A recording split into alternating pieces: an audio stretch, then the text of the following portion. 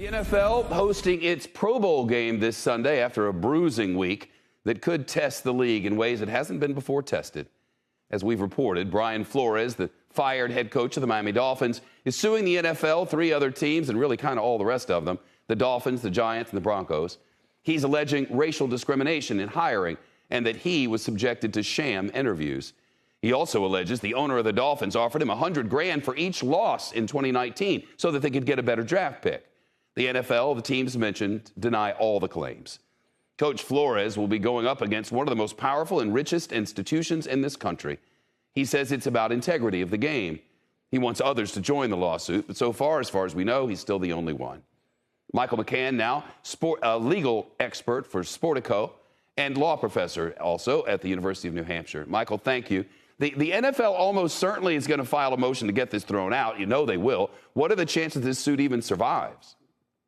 Well, Shepard, it has some hurdles, and the NFL is going to argue several things. One is that normally grievances are handled through an internal grievance procedure commanded by the commissioner. So that's one argument, say that this shouldn't be in court, that this should be held by the NFL. Now, the counter argument to that is, well, the NFL is part of the problem, so they shouldn't be deciding internally this matter. Another argument is going to be, of course, that the allegations are just untrue, that the claims, the specifics, the alleged bribes, that those things didn't happen.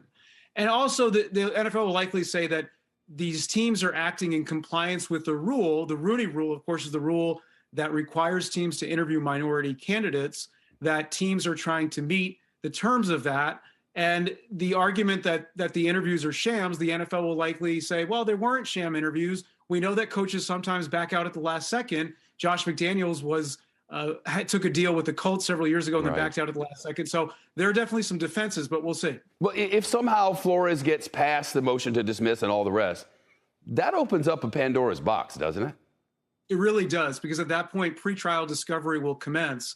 So the NFL owners, executives, they'll be required to turn over emails, turn over text messages, give sworn testimony from adversarial attorneys. And this is a situation that many owners, Shepard, as you know, they're at the top, right? They're not used to sort of being pushed in that way. So yeah, the NFL, I suspect if it gets past a motion to dismiss, they're going to be looking to cut a deal.